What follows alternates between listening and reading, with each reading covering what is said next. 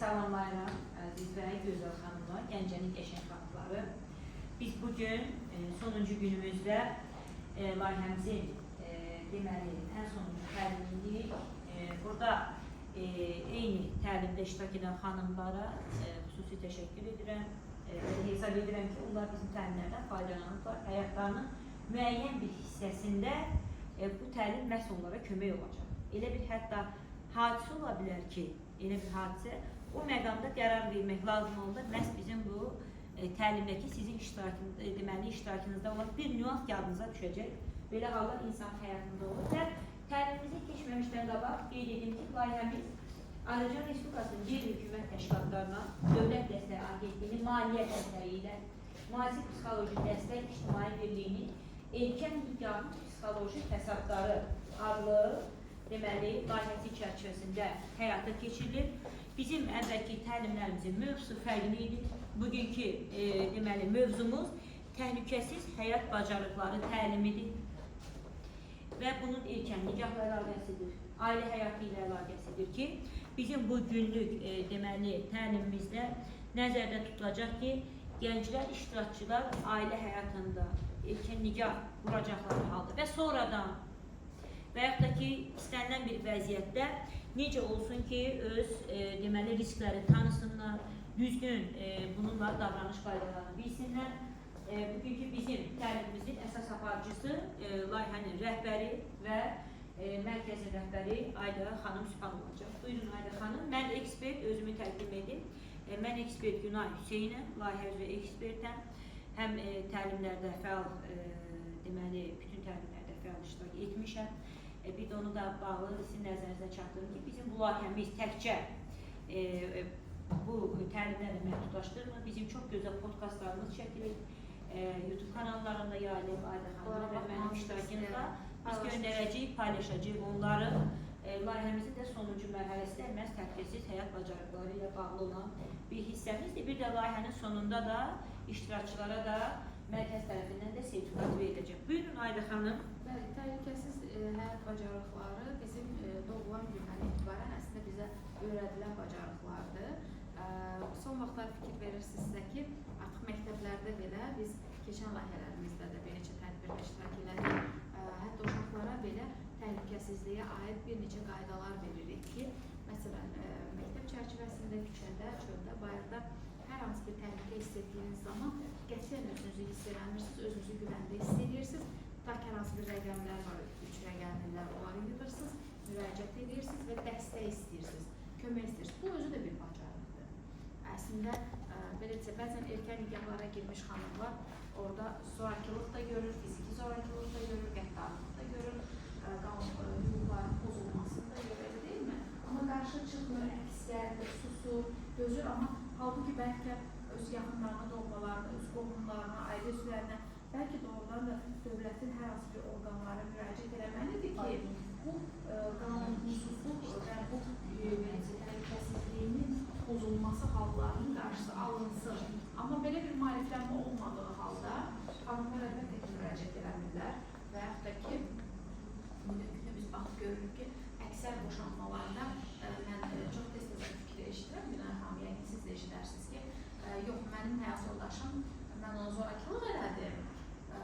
Bu normaldır da, hər bir qadın döyülər də, söz də eşidər, amma o birbaşa olaraq hüquq mühafizə orqanlarına müraciət elədi.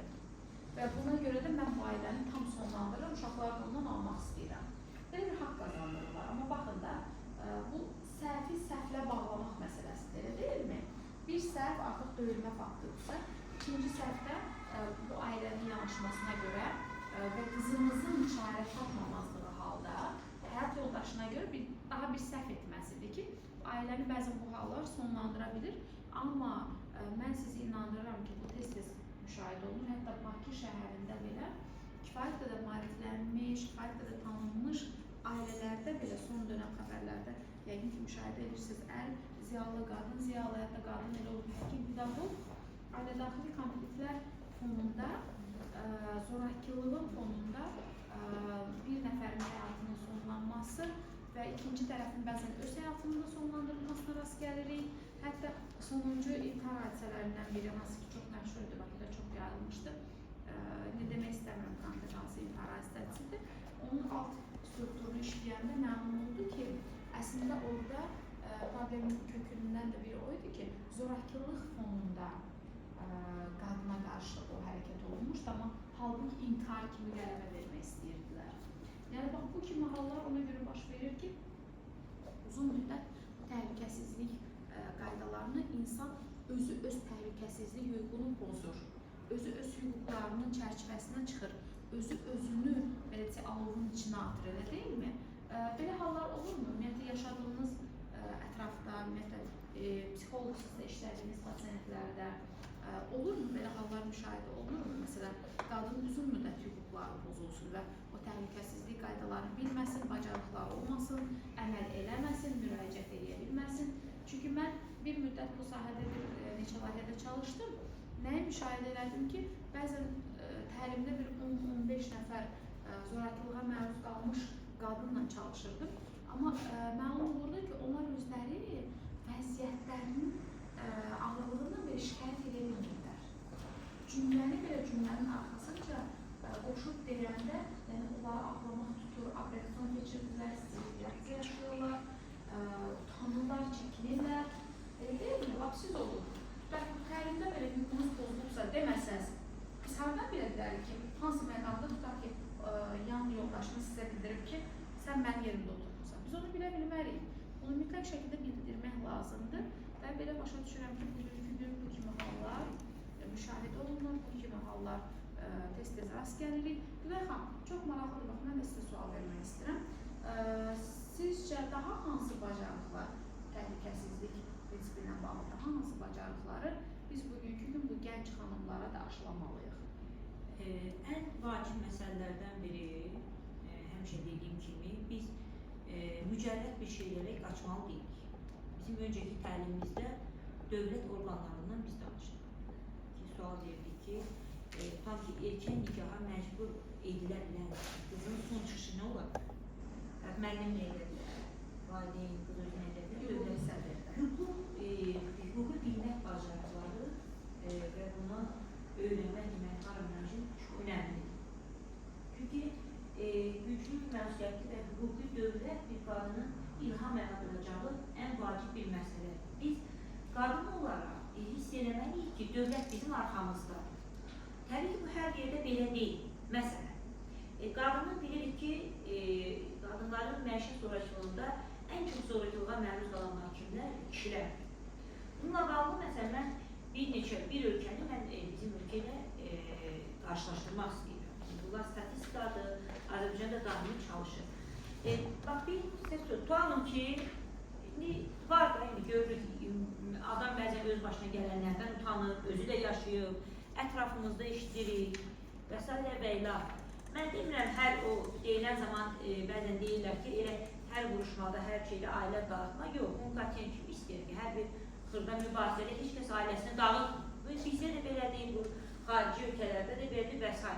Amma elə bir məqam ola bilər ki, və bizdə də var ki, qadın artıq, məsələn, son çıxış yolu niyə intiharda görməlidir ki?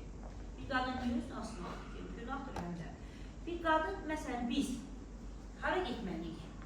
Birinci polislə, məsələn, məni döyüblər və yaxud da ki, öldürülür. Hər gün biz qadın zorakılığını işləyirik, qətillərini. Görürsünüz də, bəzən buna bəraət də qazandırırlar ki, bunun nə günah olur, bunu öldürür. Halbuki, öldürülmənin cəzasını bir başqa adam verə bilməz. Öldürüb ayrıca bilərsən, günahı tutulsun, nə olsun və s. boşan. Yəni, mən bunda bu hüququ görmək bu deyil. Tutalım ki, bindi narkomandır, oğrudur, məni bəyənmir. Mən bu eləmək bunu və məni öldürmək istəyir. Sənə müraciət edəməlisiniz. Siz müraciət edəməlisiniz polisə. İndi əsas təzad da burada meydana çıxır. Polisə biz müraciət edən zaman bizi dinləyən şəxs qadın olacaqmı?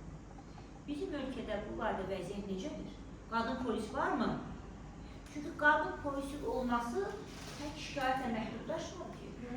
Bu yaxınlarda, bəli, mən çox üzv istəyirəm, bir Hint filminə baxdım. Çox dünya üzrə məşhur səs edilən bir filmdir. Qadın zorakılığa məruz qalır və polisə müraciət edir. Onu orada çox qəribə suallar verirlər, bizim qəbul etmədiyimiz. Çox gözəl bir film də heyf adı yadımdan çıxdı. Sual verirlər, səni harandan vurub? Sən onu deməlisən axı. Sənin haranda qarşı tərəf siqaretini söndürüb? Səni hansı yerdən təcavüz təcavüzə məruz qoyulur. Səni hansı yerindən vurur və sən o hissəni açıq göstərməlisən. Gözəl xanımlar, belə məsələlər var, təbii ki. Və mən üzr istəyirəm, bu məsələni bir kişiyə necə deyil? Siz hadisənin dəhşətliyini təsəvvür edə bilirsiniz. O durumda mən bir kişiyə öz başına gələn bir əhvalatı necə danışır? Başa düşün. Qarşı tərəf bunu deyən zaman psixoloji cəhətdən məni başa düşəcəkmi ki, ola bilsin ki, qarşı tərəf qarşı cins kimi deyə bilər ki, bir şapalaq vurub çıx ki. Mən demirəm, bir şapalağa görə biz dərhal gedirik. Bunu qətiyyən heç kəs demir, ailədir. Nə qədər biz qanunu səslənməsə belə, indi ailədir də, indi bəlkə də qadın kişini tərbiyyədir, kişi gedir, eləyəsə, indi o hissəni qoyuruq. Amma dünyada zorakılıqlar, öldürülənlər, hər gün döyülənlər var axı. Biz bunu görürük axı, düzdürmü? Eşidirik. Mən görürəm.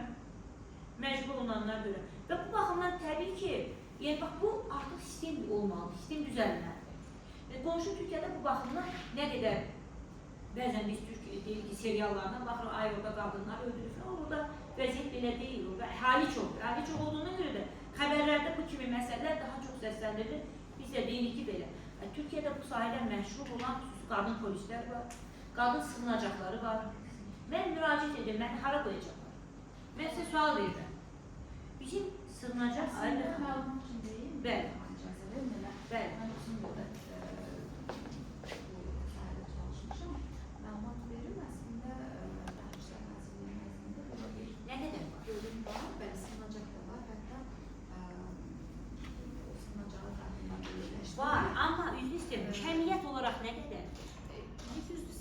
Məsələn, bir qadın olaraq üzr istəyirəm. Məsələn, imişdir, Sabirabaddır, Lerikdir. Bunun hamısı Bakıda baş verir ki, və yaxud da Gəncədə baş verir ki. Bu dövlət işləyir bunun üstündə, onu heç kəs edəmir, amma işləyirlər. Yəni, demək istədiyimiz budur ki, mexanizm daha da möhkəmlənməlidir, təkmilləşməlidir. Bu çox mühüm bir Amma amil. son illər daha çox gücləndirilmiş bir rejimdir. Sadəcə deməyinizdə bir böyük haqq var, o nədən ibarətdir. Baxın, bu sığınacaq da var, bu qadınların hüquqlarının bərpası üçün proqram da var, dövlət əsaslı proqram da var, orada işləyən psixologlar da var, yəni onlardan biri də mən olmuşam. Çünki mənim master bölümümdə ixtisasım biopsixologiyasıdır. Məhz insan ailələri qurbanları eyni zamanda bu təcavüz məsələlərindən bağlı, zorakılıq məsələlərindən bağlı. Təbii ki, bu bizim ən ümidi olan işimizdir ki, biz ilkin versiyada xanımlarla görüşüb, o dindirilmələrdən, o əməliyyat hissələrindən, o müəyyən bir qərarlardan sonra dərhal sığınacağa yerləşdirilsin, onlarla iş başlanılsın. Amma burada fəsad nədir? Nəyinizlə hansı fikirləsən razıyam ki, məsələn, çözümlərdə bəli, müxəs problemi də var. Eynən, çünki bu elə bir prosesdir, yəni orada az qala hər biri ilə bir mütəxəssis işləməlidir. Çünki hər birinin o travmaları, travmatik tərəfləri, zorakılıq aldığı tərəfləri tutaq ki, yəni şikayətini etdi, qarşı tərəfə cəza da verildi. Yəni mən bunu ən qədər müşahidə edəmişəm. Çünki bugün müraciət orqanı həmişə hər zaman düşünür ki, qarşı tərəf cəzalandırılsa bu insan düzələcək. Elə olur. Tam da o cəza verildiyi an insanda psixi cəhətdən bir boşalma gedir. Artıq insan o travmanı daha ağır yaşamağa başlayır. O yaraları, o dünənə qədər gücünü sıxırdı ki, özünü müdafiə eləsin, haqqını sübut eləsin, hüquqlarını ortaya qoysun. İndi o gücünü də itirdi. Və özü öz travması ilə qalır baş-başa. Bu nəyə oxşuyur? Qəza baş verir, qəzanın heç bir ağrı yoxdur. Qəzadan bir gün sonra keçir, bütün bədən ağrıyır. Hər yer ağrıyır. Niyə görə? Çünki insan o halda artıq o müdafiə mexanizmi, o stres anında o bəzi hormonları falan bədəndən çəkilir, elə deyilmi? Ağır hissəsi başlayır. Bax, o hissədə o pasientlərə kömək ilə o qadınları bağlamaq çox ağırdır. Mən bir 4 ilə yaxın bir reabilitasiya prosesində işləmişəm və 20 illik təcrübəmin ən ağır hissəsidir və həyatımın ən ağır кейslərini işləmişəm. Düşünün, ağır küçə həyatı keçirtmiş uşaqlar, daha sonra böyümüş, davamlı zorakılığa məruz qalmış, ən ağır zorakılığında harasa müraciət eləmiş uşaqlar, qızlar. Baxın, bunun ən pis tərəfi nədir? Biz 20 nəfərik. Neçəsini tapa bildik? 4-ünü, 5-ini. Sual verirsən, danışdırırsan, amma bu məhəllədə yaşayan təkcə bu uşaqlar deyil. En qədər uşaqlar var. Müraciət eləməmişlər var, elə deyilmi? Hələ kəskin travma alıb zorakılıqdan bezmiş və tükənmişlik yaşayanlar hələ ortada deyirlər. Ona görə də biz bugün deyə bilərik ki, istəyir bu xanımları yerləşdirmək, sığınacağı reabilitasiyada eləmək, istəyir onlara kömək eləmək, onları tam bərpa eləyəcək. Xeyr, mən hesab edirəm ki, bizim bugün əsas vəzifələrimizdən biri nə olmalıdır? Biz uşaqlarımızı, qız uşaqlarımızı xüsusilə elə yetişdirə bilirik ki, onlar təhlükəli bir müddət düşdüyü zaman gəlib bizim özümüzə, ailə üzvlərimizə rahat etiraflar eləsinlər. Şikayətini bildirsin və yaxud da ki, şikayət kimi yox.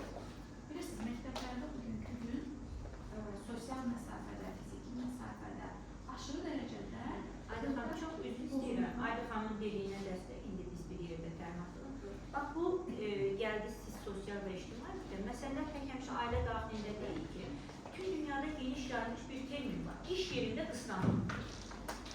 İş yerində qısnamaya məruz qalanların yüksək 99,9 təbii ki, kimlərdir? Qadınlardır.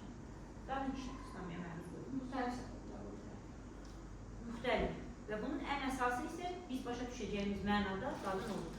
İnkişaf etmiş ölkələrdə bu barədə təcrübələr çoxdur. Amma biz bundan da çox zaman şikayət edə bilmərik. Təbii ki, hər kəsin öz geyimi var, öz fikri var. Məsələn, gedən zaman, qarşı tərəfə şikayət edən zaman çox yayılmış bir fikirdir. Məsələn, sən nə eləmirsən ki, o səni qısmayır? Hansı geyimin səni təhlükə edib, o səni qısmayır? Bizə bu geyimimiz adi və sadə gələ bilər, başqası üçün bu bir fərqli görünə bilər. Başqası deyə bilər ki, sən çox açıq geyinmirsən, o birisi deyə bilər qapalı geyinmirsən.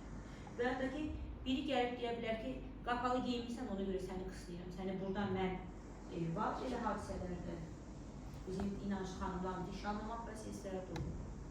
Yəni, bunlar iş yerində qıslanma ilə bağlı biz necə bunu reallaşdıraq, necə sübut edək və necə edək ki, biz deyir o qadın ləyaqətimizi və şərəfimizi həmin vaxtı bir xələl gəlməsin, özümüzü və bayaq dedik ki, günahkar hiss eləmək, qadın liderinin qarşısında da duran biz özümüzü həmin mərhələdə necə elə bir günahkar kimi hiss eləməyək.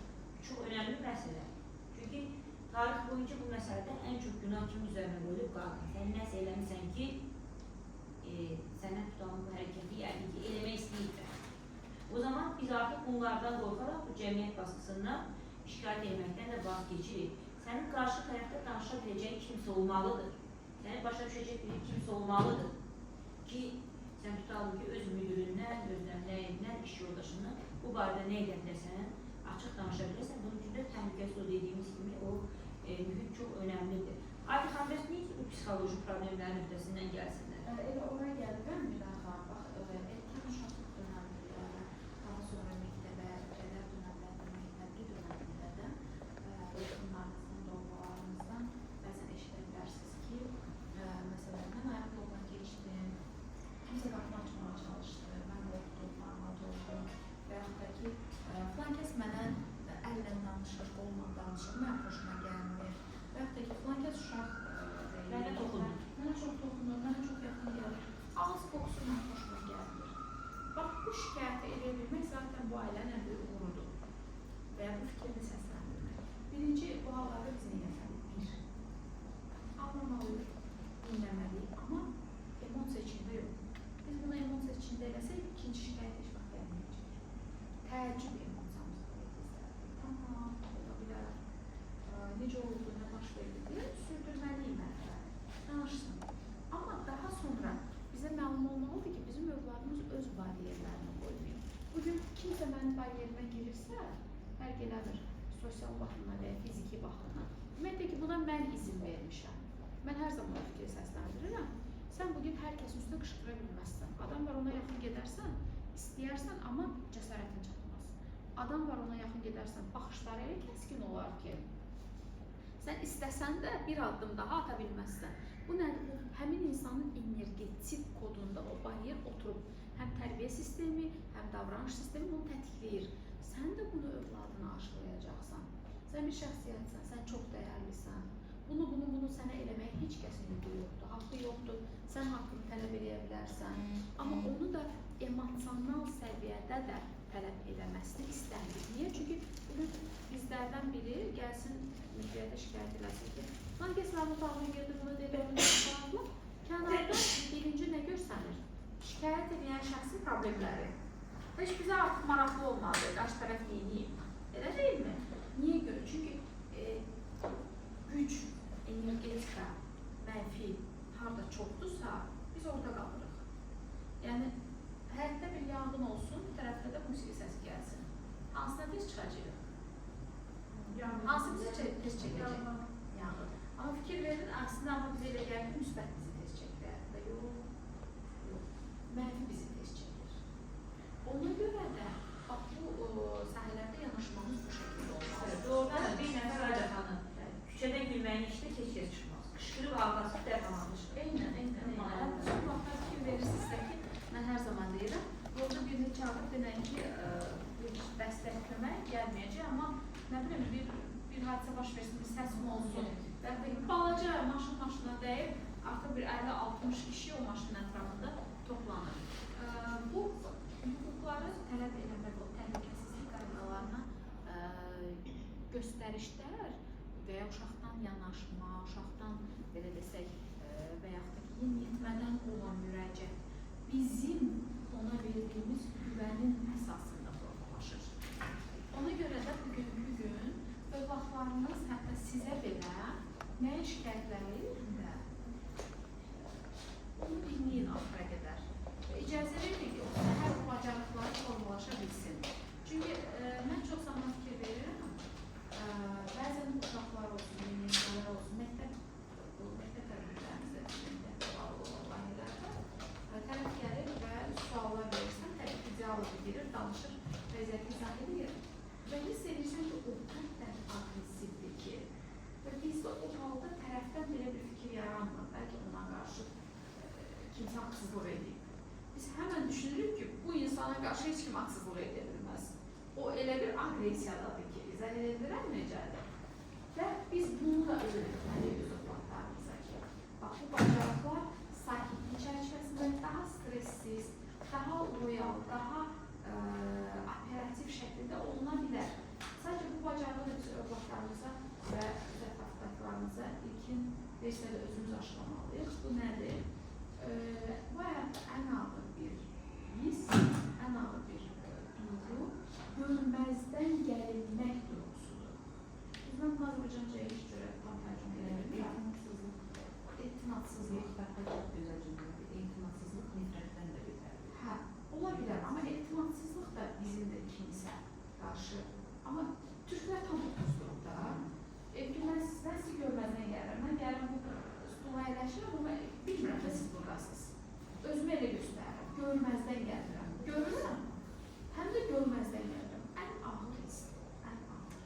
Baxın, övladlarımızın gələcəkdə kiməsə qarşı zorakılığı, övladlarımızın gələcəkdə əxlaqi keyfiyyətlərində problemlər, kiməsə qarşı etdiyi oğurluq və yaxud da ki, zorakılıq halları və yaxud da ki, aqressiya, mənfi negativ bütün hallarda bir tərkibdə qısa bir hissədə görəcəksiniz ki, onun valideynləri onun nə olsa görməzdən gəlir.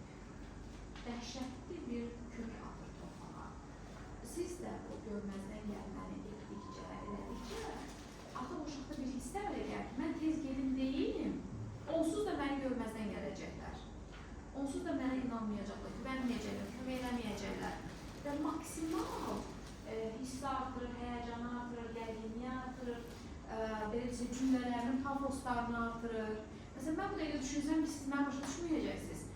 Hərəkətlərimi artacaq, ayaqlarımı belə desə, səhv basacam yerə, səsim gedəcək, gələcək, tonum sağa, sola, müxtəlif hərəkət vasitəsilə energetik təsir vasitələri yaradacaq sizə. Siz beyninizdə qıcıqlar yaradacaq. Elə deyilmi? Amma mən effekt verməyəcəm. Əksinə, o müraciətlərin keyfiyyətini sağlayacaq. Bu bacarıqları yox, daha stabil, daha dolu, daha dürüst müraciətləri biz aşılmalı. Bir də mən nəyə çox fikir vermişəm təhlükəsizlik qaydalarında. Bugün 2 nəfər mübahisə aparsa, yolda bir savaş keçirsə və yaxud da ki, iş yerində, elə deyilmi? Ən çox iş yerində olur və ya təhsil müəssisəsində. Qeyri və təhlükəsizlik qaydalarının pozulmasına bağlı şikayət edilsə, tam da bütün cümlədə və bütün təhqiqatda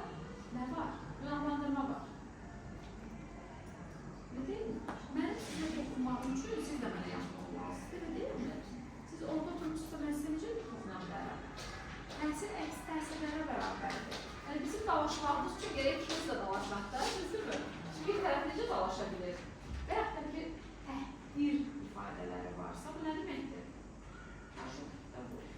İstərsəniz, sən kiməsə bir ağır söz deyirsənsə, o belə çaşır qalırsa, sözümüz də bir dayanır. Bu niyə çaşdı ki?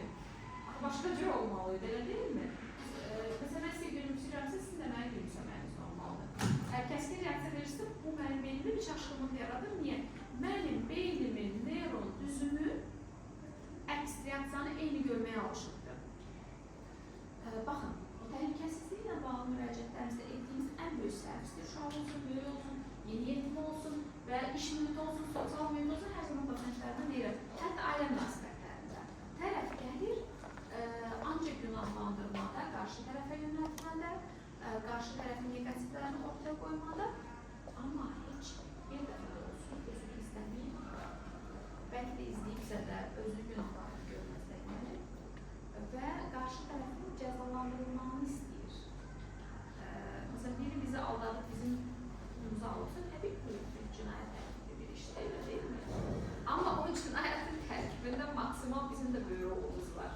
Biz ona kömək eləmiş olduq. Necə kömək eləmiş olduq?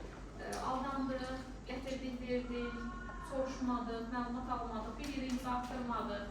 Düzdürmü? Amma tam da qarşı tərəfə yönəltdiyimiz an bizim müraciət elədiyimiz insanda bizə qarşı güvənsizlik var. Artıq orada onda baş verir ki, yalan informasiya var, orada çox şey gizlədilir, tərəf informasiya vermir, informasiyanın baxıcılığı arasında problemlər var və bu da məsələ həllinə mane olur. Ona görə mən sizə də önerim budur və övladlarınız da bu ruhda böyüdün.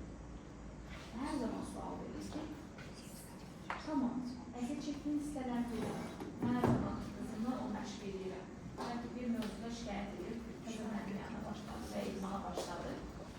Gəlir və o dərsin mən tərəflərindən danışır. Yox, yaşı keçmədi, oldu. Belə keçdi və yaxud dedi, mənlə belə davranın, mən qızımdan ki, tamam, anladım, stop. İndi bunları qeyd elədi, ingə səninkilər qeyd edir. Bəs sən nələr elədin, sən nələri vurguladın, sən nələri...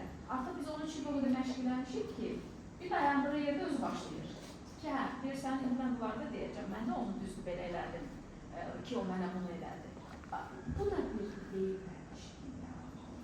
Yəni, təhlükəsizlik qaydalarında dediği kimi, bu kimi vərdişlər çox ciddi rol oynayır və ciddi də rol oynamalıdır. Çünki heç nə tək tərəfli deyil, heç nə tək yönümlü deyil. Yəqin ki, bir çoxlarımız da olur, hətta erkən məktəbli dönəmində, müəyyən bir az yaşlı dönəmimizdə biz deyək ki, qanunlar olduqlarımızda pozuldu, hüquqlarımızda pozuldu, deyək ki, hər hansı bir sosial məsafəmizdə pozuldu. Yəni, belə hallarda rast gəlindiyiniz zaman evdə sizə qanunlar olunur, baxanınız maraqlıdır. Ümumiyyətlə, sizə deyilirdir ki, hansı qayda tərəflər eləməlisiniz, necə gəlib deməlisiniz, nələr olmalıdırsa, qısnamalar da çox olur. Siz məsəl üçün, bizdə bayaq yerlərdir, açıqlar, sən bu uşaqsan, azlanır, dalaşma, sakit dur. Yəni, məsəl üçün, tutaq evdə hansısa bir problem, daha doğrusu məşqdə hansısa bir problem olurdu. Ya onu deyirlər ki, tutaq ki, ya heç sədəmə sabitdir. Məsəl üçün, mən öz müəllimim 4-cü sinifə qədər də həddən artıq şiddət göstərən bir insanım. Mən bunu görə məşqdə dəyişmişəm hətta. Və bunu, belə deyim, normalda yəni deyirlər ki, hə, bunu demə də yəni.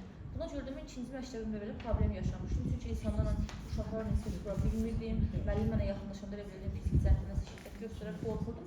Və səbəbini açıqlaya bilmədiyim üçün uşaqlar mənə qəlbə baxırdı ki, yəni bu qız, məsəl üçün, müəllim gəlir, heç etmədiyi halda niyə belə reaksiya göstərir? Və buna görə də, üçüncü gündə də hər hansı bir problem olanda artıq mən tutaq ki, kiməsə yönəlməkdən üçün özüm həll etməyə çalışıram, kiməsə məsləhət etmək üçün özüm həll etməyə çalışıram ki, özüm, çünki bunu bacaracağımı bilirəm. Vaxtı içində hər hansı bir problem yarananda özüm həll etdiyim üçün, üçüncü gündə də mənim beynim naqda formalaşan fikir oldu. Yəni, hə, bu cəhətdən mənə fayda gəlməyinənsə, yəni kimsə kömək etməyinənsə, özümdən əmin şəkildə bu addımı atmalıyam. Görünür ki, o sizin içində fikir verin, bilməzdən gəlmək. Önəmsənilməmək. Zənglələr necə? Bəzən valideynlər də həyatının müəyyən depressiv mərhələsini yaşayırlar. O anda onlara o qədər maraqlı deyil işlər, o qədər də aydın olur, o qədər də tam şəkildə əsaslanmırlar. yaxşı eləyərik. Biraz görməzdən gəlirlər. O da məncə sizdə bayağı bir bastırılmış bir yer tutubdur və dərinə işləyibdir. Ona görə də digər həyat tutarsalarımızda ciddi rol edir. Hətta gələcəkdə nə varsa ailə quranda belə ola bilər ki, qarşı tərəfin bir kobud hərəkəti sizə daha tafızlı gəlsin. İzah edə bilirəm, daha belə desək və ya sizə diqqətsizliyi daha böyük gəlsin. İzah edə bilirəm. Məsələn, onun sizə bir zəng edib məlumat verməməsi sizin üçün az qala sənədlərini götürüb ölkədən getməyə bərabər olsun. Fikir verin, bəzən o bizdə də olur, şikayətləri eşidəndə mən həqiqətən də bəzən fikirləşim, dəhşətli görəsən nə işlərəm, nə baş verəcək? Adam o qədər simple bir şey danışır ki, düşünürsən ki, yəni bunun böyütməsi %100 bəlkə də həyatından bağlıdır, alt şuuruyla bağlıdır və ya beyinə nəsildən kodlaşmış informasiyalar var. İndi onları da məsələsəndir, nə qədər vaxtımız var? Bir şeyə yekunlaşdırır. Çox maraqlı bir informasiya olunacaq. Mən xatırlayıram xarici təlimlərdən birində. Əslində bunu çəkməyi istəyərəm, xarici məlumat çəksinə, daha sonra bunu istəyərəm paylaşım. Çox maraqlı bir faktdır, çünki belə desək, özümüzün özümüzə baxması deyil, kənardan bizə baxışdır bu hardasa belə deyərdim. Xatırlayıram, deməli təlimlərdən birində biz bir neçə Azərbaycanlı olaraq iştirak edərdik və orada xarici vətəndaşlar da var idi müxtəlif ölkələrdən və bizim bir neçə xüsusiyyətimizi müzakirə elədik. Çünki oxşar Azərbaycanlılarda oxşar əlamətlər çıxdı. Az öncə gördünüzmü, mən burada stressdən danışanda, həyəcandan, qorxudan danışanda daha çox nədən vurğuladım? Yaxınını itirmək, əzini itirmək, inamı itirmək, nəyinisə itirmək gördünüz çox gəldi. Əslində bizə elə gəlir ki, biz hər bir şeyin travmasını yaşayırıq ki, bu qədər bu şeyə odaqlanırıq və bu qədər bu stresi yaşayırıq. Bu da var. Amma biz doğularkən bizim o beyin karkasımızın içində diskin yazılır. Atalardan, babalardan artistik gələn informasiyamız var. Bizim milli mental dəyərimiz olaraq, bizim milli xüsusiyyətimiz olaraq, məsələn, Azərbaycan tarixə baxsaq, Günay xanım tarix mütəxəssisi olaraq buradadır. Dəfələrlə Günay xanım, yəqin təsdiq edərsiniz, istila olunmuş bir ərazidə yaşamışıq. Yəni, hansı ordu gəldi, hansı müharibə başladı, elə deyilmi? Hansı işğal başladı, hansı müqavimə bağlandı, hansısa ərazi götürüldü, hansı ərazi əlavə olundu. Yəni, mütəmadi olaraq ən az bir yüzilliyin içində, elə Gəncənin özü, bu region, mütəmadi olaraq müəyyən bir dəyişikliklərə uğrayıb. Hər gəliş, hər hücum, hər cəhd nə ilə nəticələnir? İnsan itkisi, müharibə nə ilə nəticələnir? Məsələn, 1890-cı ildə bir müharibəni yadınıza salın, hücum gəldi, istila olundu, müharibə, insan itkisi, insan illərlə nəyi varsa yığıb, evini tikib, qurub, yaradıb, öz üçün bir düzən yaradıb, düzən dağıldı. Müharibə nə ilə asasiyasiya olunur? Doğmalarını itirmək, yaxınlarını itirmək, xəstəlik, ac qalmaq, heç nəsiz qalmaq, fikir verin, tənhalıq, kömək istəmək, köməyi əldə edə bilməmək. Və bu informasiyalar illərlə arxetipik olaraq nəsildən nəsə çatan informasiyalardır. Və bizim mütəxəssis müəyyənlədi ki, bizim üçümüzdə də bu hissdən izlər var. Və bizə də sual verdi ki, tarixən belə əsasən insanlar müharibələr və ya o istilalar olunmuş ölkələrdən gəlir. Ki, biz bunu yaşamışıq. Ona görə də bugünkü gün bizim bu dəqiqə şkala stresini çıxartsaq, yaxınlarımızı itirmək daha çox güclü olur mənbəyimizdir. Bizə deyilmirəm mi necə? Və yaxud da ki, bir pandemi dövrü oldu, görürsünüz mü? İnsanların içində daha böyük həyəcan oldu, xəstəlik qorxusu. Nə qədər insan əslində elə o stresin böyük təsirindən müxtəlif psixiatrik pozuntulara, müxtəlif psixoloji problemlərə doğru getdilər. Nəyi vurğulamaq istəyirəm ki, bugün heç də yaşadığımız o təhlükəsizliklə bağlı hər bir problem, hər bir əlamət bugünümüzlə bağlı deyil. Siz fikir verirsiniz, Azərbaycan atasında çox qızını qorumaq, mənimdir, dəyməsinlər, incitməsinlər. Tarixən gələn bir informasiyadır, atılan ataya ötürülən bir informasiyadır. Və gördünüzsə, boş yerdən gəlməyibdir.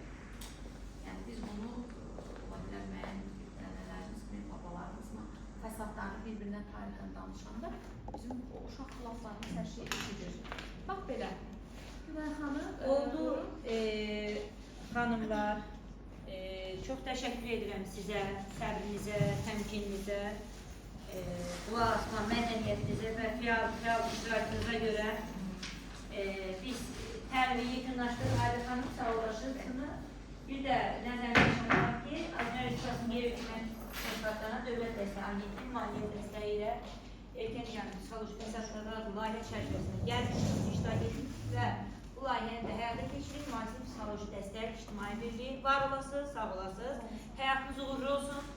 Həyatınızın hər bir sahəsində inşallah özünüzü lider kimi hiss edəsiniz və bu liderlik xoşbəxtlik hissi ilə deyir o müşahidə olunsun. Kimlərin əzabla, əziyyətlə olmasın. Xoş keçsin, yaxşı olsun. Biz qadın olaraq da bir-birimizi hər zaman dəstəkləyək. Belə bir yanlış təfəkkür var ki, qadınlar bir-birinin həmişə ayağını çəkir, qadınlar pis olur, qadının qadına qarşı şiddəti var. Amma bunu ən aza indirək, ən az minimuma indirək. Bu sayədə də statistika ən aza insin. Sağ ol deyirik sizə. Var olasınız. Yekunlaşdınız və sertifikat